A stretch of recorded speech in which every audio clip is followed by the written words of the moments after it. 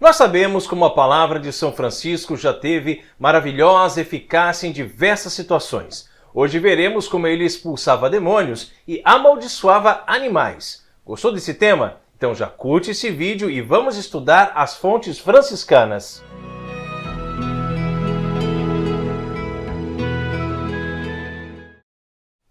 Olá, paz e bem.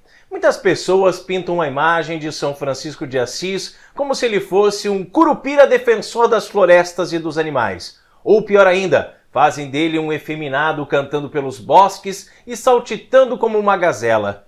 Mas você sabia que ele, certa vez, amaldiçoou uma porca? Quer conhecer essa história? Então fica ligado e assista o vídeo até o final. Hoje, em nossos estudos das fontes franciscanas, falaremos sobre o capítulo 76, sobre um frade libertado de um assalto do demônio. E também o capítulo 77, sobre a porca malvada que comeu um cordeirinho. Mas, como de costume, eu vou colocar essas informações na descrição desse vídeo para quem quiser depois acompanhar nas fontes, ok? Muito bem. Havia um frade atormentado continuamente por uma tentação do espírito, que é muito mais sutil e pior que uma tentação da carne. Por fim, foi até São Francisco e se lançou humildemente a seus pés. Banhado em lágrimas muito amargas, não conseguia dizer nada, impedido pelos altos soluços. O pai Francisco ficou com pena dele e, vendo que estava sendo molestado por impulsos malignos, disse: "Eu vos mando, pela virtude de Deus, ó demônios, que deixeis de atormentar meu irmão, como ousastes fazer até agora." Dissipou-se imediatamente a escuridão das trevas. O frade se levantou livre e não sentiu mais o tormento como se nunca o tivesse tido. Tomás de Celano diz que a tentação do espírito é mais sutil e pior que uma tentação da carne. São Paulo, escrevendo aos Gálatas, fala da vida carnal, se referindo à impureza, devassidão, imoralidade sexual, libertinagem, inveja, discórdia, bebedeira, orgia, ciúme, ira e outras coisas semelhantes. Dando sequência aos versículos, o apóstolo dos gentios ressalta: todos os que vivem dessa maneira não herdarão o reino de Deus. Ele diz também que devemos nos deixar sempre guiar pelo Espírito e nunca satisfazermos o que deseja a vida carnal, pois o que a carne deseja é contra o Espírito e o que o Espírito deseja é contra a carne. Mas e quando a tentação é do Espírito, hein? Muito provavelmente, Tomás de Celano está se referindo aos pecados contra o Espírito Santo. O pecado contra o Espírito Santo consiste na rejeição da graça de Deus. É a recusa da salvação. Implica numa rejeição completa à ação, ao convite e à advertência do Espírito Santo. São eles o desespero de salvação, a presunção de salvação sem merecimento, negar a verdade conhecida, a inveja da graça fraterna, a obstinação no pecado e, por fim, a impenitência final. São 6 no total, né? Nós não sabemos qual de fato era a tentação que o frade mencionado sofria, mas sabemos da sábia atitude que ele tomou. Foi procurar São Francisco para conversar. Por isso reforçamos sempre aqui no canal a importância de uma boa direção espiritual e de você ter um sacerdote de confiança para se aconselhar. Celano conta que o frade se lançou humildemente aos pés de São Francisco e, banhado em lágrimas muito amargas, não conseguia dizer nada. Mas que São Francisco, percebendo que tratava-se de uma tentação do espírito, ordenou aos demônios que deixassem de atormentar aquele pobre homem e eles obedeceram imediatamente, de forma que o frade ficou livre da tentação como se nunca tivesse tido. É fantástico como nosso seráfico pai São Francisco era de fato um outro Cristo, que até os demônios o obedeciam por causa de sua obediência incondicional. Na continuidade, o texto das fontes franciscanas traz no capítulo 77 a história de uma porca malvada que comeu um cordeirinho. Conta-se que numa noite em que São Francisco se hospedou no mosteiro de São Verecundo, da diocese de Gubbio, uma ovelha deu à luz um cordeirinho. Mas havia ali uma porca muito brava, que não poupou a vida do inocente e o matou com uma cruel mordida. Quando os homens se levantaram pela manhã, viram o cordeirinho morto e tiveram a certeza de que a culpada dessa malvadeza era a porca.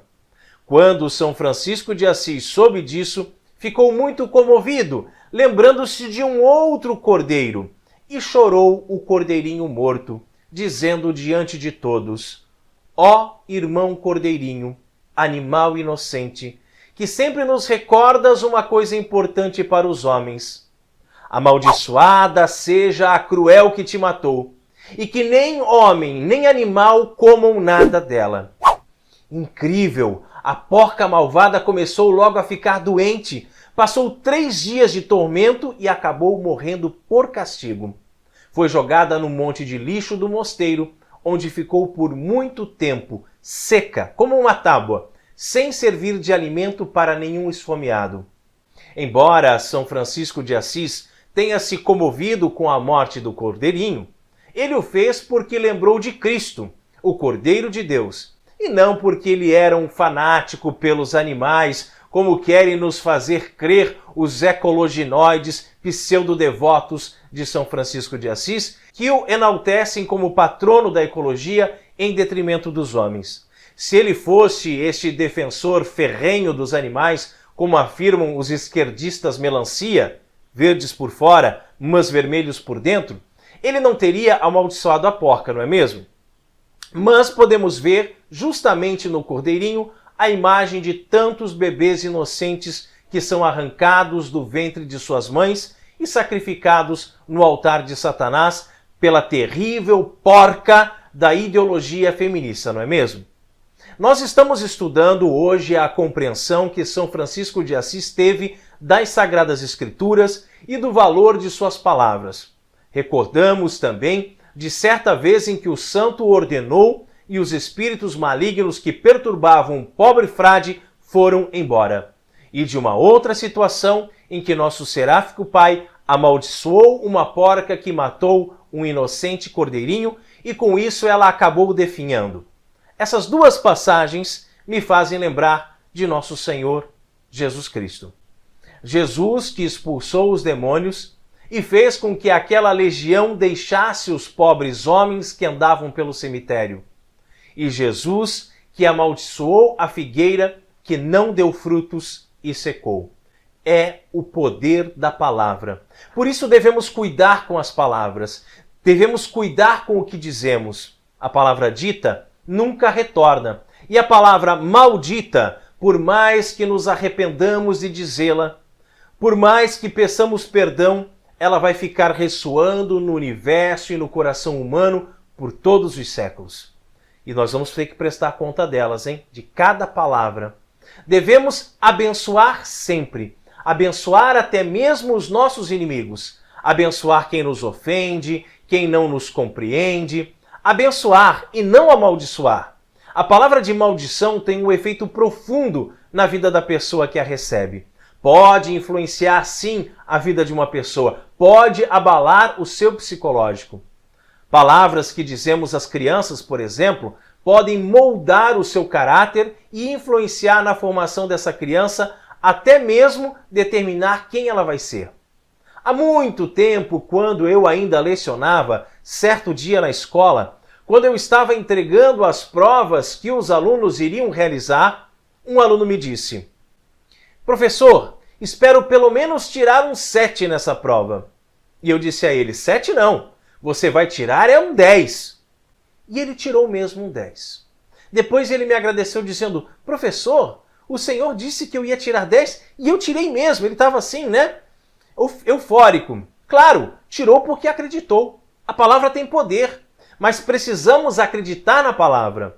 Quando nosso Senhor Jesus Cristo curava uma pessoa, ele não dizia, eu te curo, mas ele dizia, vai, a tua fé te salvou. E Jesus é a palavra de Deus, Jesus é o verbo que se fez carne, é a palavra viva e verdadeira. Muita gente diz que a Bíblia é a palavra de Deus. Sim, A Bíblia contém a palavra de Deus, mas de fato a palavra de Deus é Jesus. E essa palavra tem poder. Foi com essa palavra que Francisco de Assis expulsou os demônios. Foi com essa palavra que São Francisco amaldiçoou a porca que matou o cordeirinho inocente. Tudo aquilo que pedimos ao Pai, em nome de Jesus, seremos atendidos, nos diz nosso Senhor no Evangelho. Precisamos crer nisso e precisamos colocar em prática. Se falamos, falamos em nome de Jesus. Se curamos, curamos em nome de Jesus. Se expulsamos demônios, expulsamos em nome de Jesus, pois nele vivemos, nos movemos e somos. Que assim seja. Amém.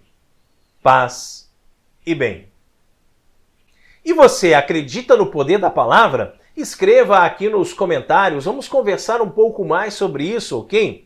Agora me conta, gostou desse vídeo? Colabore com o nosso canal, deixando um like aqui pra gente, ok? Não custa nada, é de graça. E compartilhe esse vídeo com seus amigos. Assim você nos ajuda a evangelizar.